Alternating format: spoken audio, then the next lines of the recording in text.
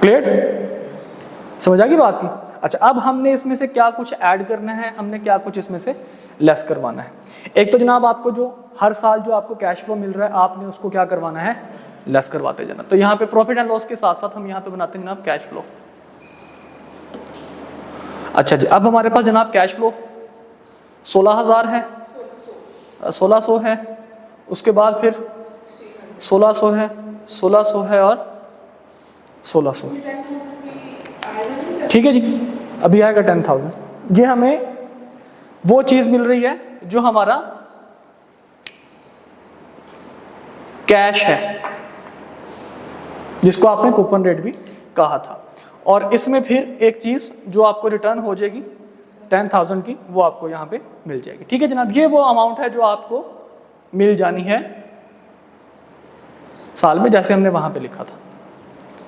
Okay, अच्छा जी, इसके बाद फिर जनाब प्रॉफिट एंड लॉस में कौन सी अमाउंट जाएगी? उसने कहा जनाब जैसे आप अमोर्टाइज कॉस्ट में लेके जाते थे, ठीक वैसे ही आप इसको प्रॉफिट एंड लॉस में भी क्या करोगे, लेके जाओगे। ठीक है, तो कौन सी चीज हम कैसे लेके जाते थे प्रॉफिट एंड लॉस में? हमने क्या कहा था जनाब, पहले क्या आएगा 1267 प्रॉफिट एंड लॉस में, दूसरी अमाउंट 1230, 1190, 1145। क्लियर? अच्छा जी, अब जनाब हमारे पास यहाँ पे जो अमाउंट बचेगी क्लोजिंग में, वो हम देखेंगे कि कौन कौन सी अमाउंट है। अब इसको आपने कंसीडर करना है, ओपनिंग को, इसमें प्रॉफिट एंड लॉस ऐड करेंगे और ये आपने माइनस करवा देना है। कितनी अमाउंट आएगी? हम इसको पिक करेंगे, इसको पिक करेंगे और इसको हम लोग क्या करवा देंगे, माइनस करवा देंगे। जी बेटा, कितनी अमाउंट आएगी आपके पास?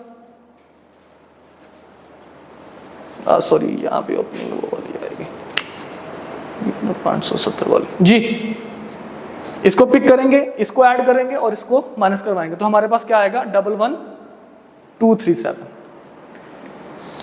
हमारी फेयर वैल्यू ये है और हमारा क्लोजिंग ये निकला पहले साल के लिए।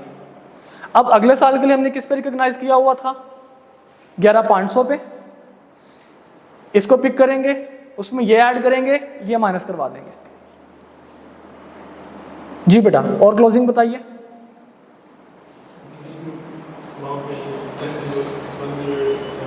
कौन सी? नहीं बेटा, ये अमाउंट ही निकलेगी ना, क्योंकि यहाँ पे हमारे पास ये चेंज हो चुका है ना, यहाँ पे हमने फेयर वैल्यू पे इसको कंसीडर किया। मैंने इसलिए तो कहा कि आप ओपनिंग में क्या करोगे, फेयर वैल्यू कंसीडर करोगे, पिछले साल का क्लोजिंग अगले साल का क्या बन जाएगा, ओपनिंग बन जाएगा। ठीक है जी। जी बेटा, कितना? 11,130। ठीक है जी। अच्छा, अब अगले साल आप किसको पिक करोगे, इस अमाउंट को पिक करोगे, उसमें ये ऐड करोगे, ये अमाउंट माइनस करवाओगे।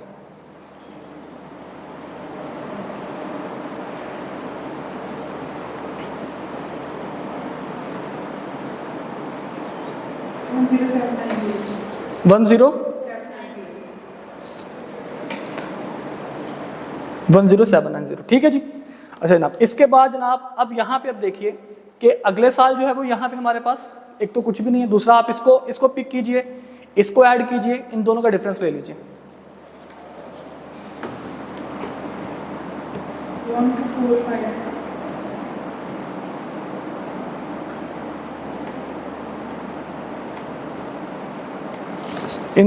इसको ऐड कीजिए, इसको ऐड कीजिए और ये वाला माइनस करवा दीजिए। क्या आंसर आएगा?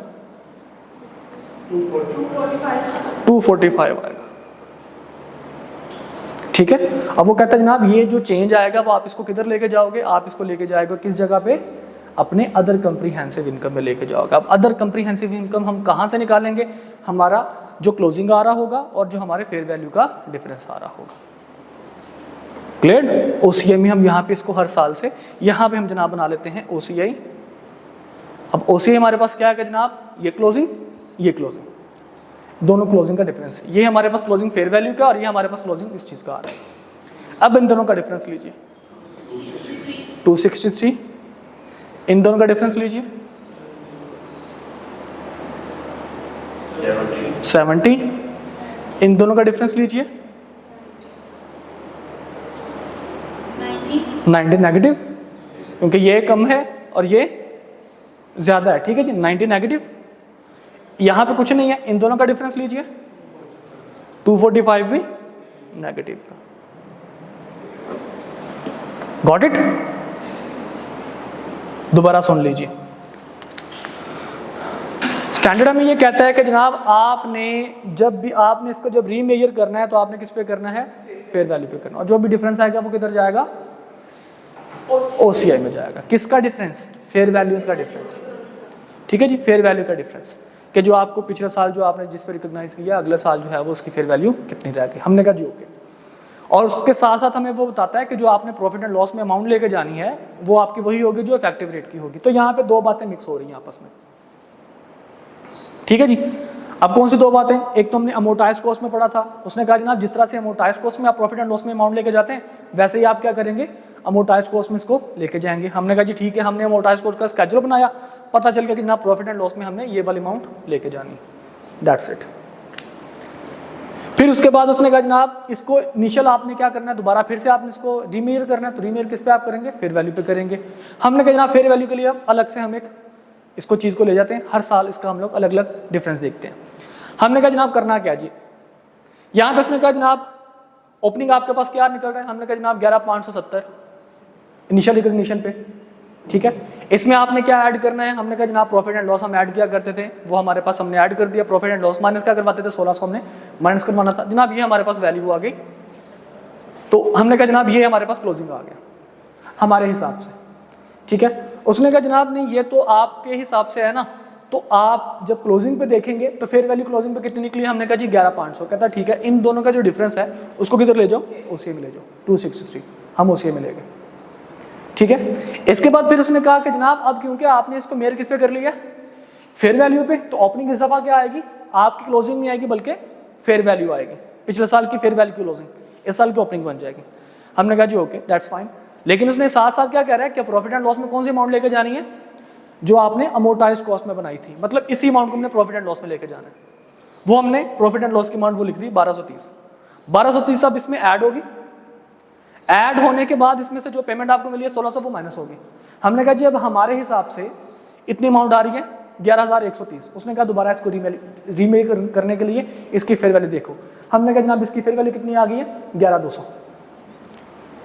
तो उसने कहा डिफरेंस किधर लेके जाओ? OCI में। फेयर वैल्यू ज्यादा है कि हमारी क्लोजिंग, तो हमने कितना फेयर वैल्यू ज्यादा है तो इनकम बनेगी कितने से? 70 रुपये से, दैट्स फाइन। फिर उसके बाद उसने हमें कहा कि जनाब जब आपने इसको रीमेजर किया है तो फेयर वैल्यू पे कंसीडर करोगे? हमने कहा जी बिल्कुल 11,230 साल पे, ठीक है। इसने कहा जनाब प्रॉफिट एंड लॉस वाली अमाउंट वही होगी जो अमोर्टाइज कॉस्ट पे, वहां पे कितनी थी कि तीसरे साल में 1190। हमने 1190 इसमें क्या कर लिया? ऐड कर लिया। 1600 में मिल गया, वो हमने क्या करवा दिया? माइनस करवा दिया। हमारे हिसाब से क्लोजिंग कितना आया? 10,790। इसने कहा जनाब फेयर वैल्यू देखो कितनी है? मैंने कहा जी 10,700। उसने कहा 90 रुपये का तुम्हें क्या हो गया? लॉस हो गया। जब 90 रुपये का लॉस हुआ तो मैंने इसको -90 OCI में ले गया, ठीक है जी। अब उसने मुझे कहा कि जनाब अगले साल कितना है जी? चौथे साल, क्योंकि रिडम्पशन हो जानी है। तो चौथे साल जनाब मेरी जो फेयर वैल्यू जो पिछले साल की निकली थी वही मेरे पास ओपनिंग आ गई 10,700। प्रॉफिट एंड लॉस में कौन सी अमाउंट जाएगी? वही अमाउंट जाएगी जो हमने अमोर्टाइज कॉस्ट में निकाली थी, ठीक है। और पेमेंट में कौन सी आएगी? वही अमाउंट जो हमें अमोर्टाइज कॉस्ट में मिली थी, 1600 जमा 10,000। हमें कैश प्लस 1600 जो हमारे हिसाब से हमारी इनकम बनती थी वो थी 1267। जब ये आप एंट्री पास करेंगे तो इसकी क्या है? बेटा ये इंटरेस्ट इनकम जो जनरेट हो रही है, जो हमारे इस वैल्यू को चेंज कर रही है, वही हमारे पास क्लोजिंग निकल रहा है ना। लेकिन हम यहाँ पे अमोर्टाइज में और फेयर वैल्यू में थोड़ा सा फर्क ये है कि हम उसको फेयर वैल्यू पे रिकॉग्नाइज कर रहे हैं, ये है अमोर्टाइज कॉस्ट के हिसाब से। सर ये जो हमें 1600 रिसीव हुआ है इसकी डबल एंट्री, ये वो अमाउंट है, अब इसकी एंट्रीज करते हैं ना, ये वो अमाउंट है जो हमें कैश मिल गया है, ये वो अमाउंट है जो हमें कैश मिल गया है, ठीक है ओके। ये वो है जनाब जो हमारे पास जो इंटरेस्ट हमारा एक्रू हुआ था और हमने कहा था जनाब इसको हम किधर लेके जाएंगे? प्रॉफिट एंड लॉस में लेके जाएंगे।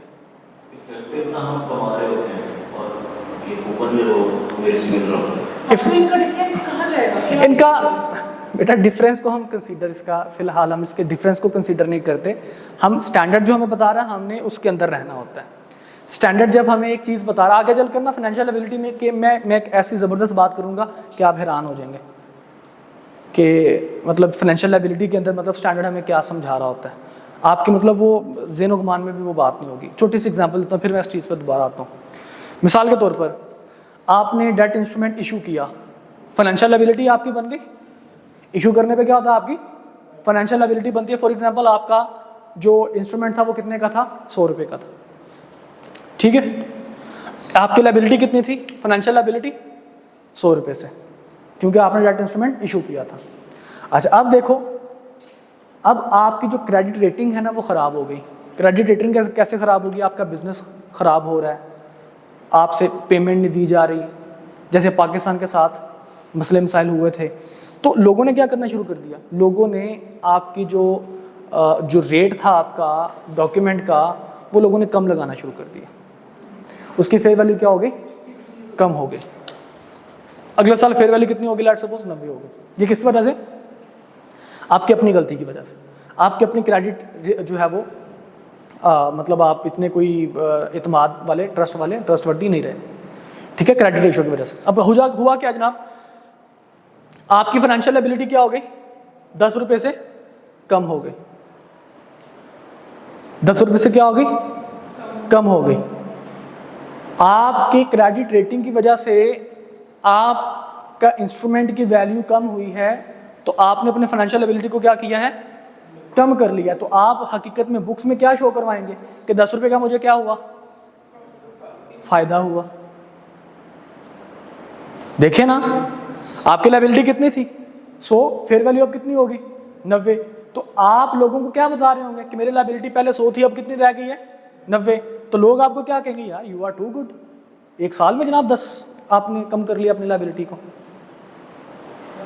लेकिन बैक एंड पे ये तो चल रही हैं चीज़ें बुक्स में, लेकिन बैक एंड पे क्या हो रहा है कि हमारा क्रेडिट रेटिंग की वजह से हमारी वैल्यू जो है वो डाउन हुई है, ठीक है।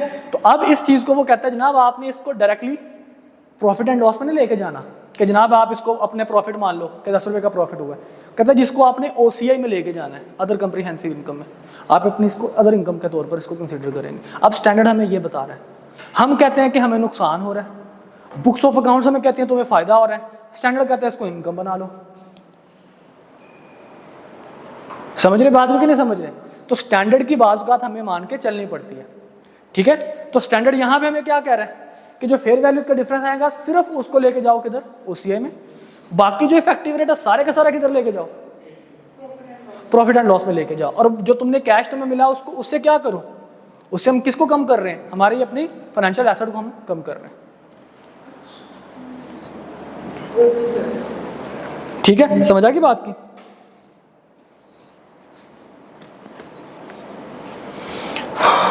ओके जी, तो यहाँ पे थे जनाब, लास्ट पॉइंट हम लोग डिस्कस कर रहे थे कि अगले साल 4th ईयर में हमारा ओपनिंग कितना निकला फेयर वैल्यू का, 10,700। इस साल क्योंकि रिडीम हो जाना था, हमें पैसे सारे के सारे मिल गए और हमारे पास प्रॉफिट एंड लॉस वाली अमाउंट भी आ गई। तो हमने कहा जनाब 245 रुपये का फ़र्क आया। कितने का फ़र्क आया, 245 रुपये का, 245 का फ़र्क आया। तो हमने कहा जनाब इस फ़र्क को किधर लेके जाएंगे, उसने कहा इसको भी किधर लेके जाओ, OCI में, क्योंकि हमारे पास फेयर वैल्यू यहाँ पे नहीं है कोई। अगर होती तो फिर इनका डिफरेंस हम लोग देखते, इसका और इसका डिफरेंस देखते हम लोग। क्लियर, समझ आ गई बात की? यहाँ तक के मसले मसाइल। चलें जी, फिलहाल इस चीज़ को अंडरस्टैंड कीजिए। इंशाल्लाह कल इसके हम लोग जनरल एंट्रीज पास करेंगे।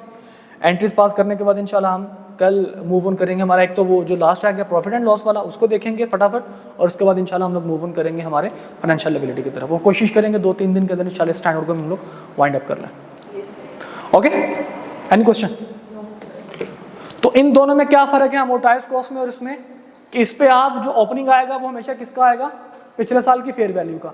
इसमें क्या होगा, पिछले साल की अमोर्टाइज कॉस्ट का, क्लोजिंग का। वही सिर्फ इन दोनों का फ़र्क ये है बस, ठीक है। और जो डिफरेंस होगा फेयर वैल्यू का और पिछले साल, इस साल की ओपनिंग और पिछले साल की और इस साल की क्लोजिंग का जो फेयर वैल्यूज का डिफरेंस होगा वो किधर जाएगा, OCI में जाएगा। ओके जी, चलें।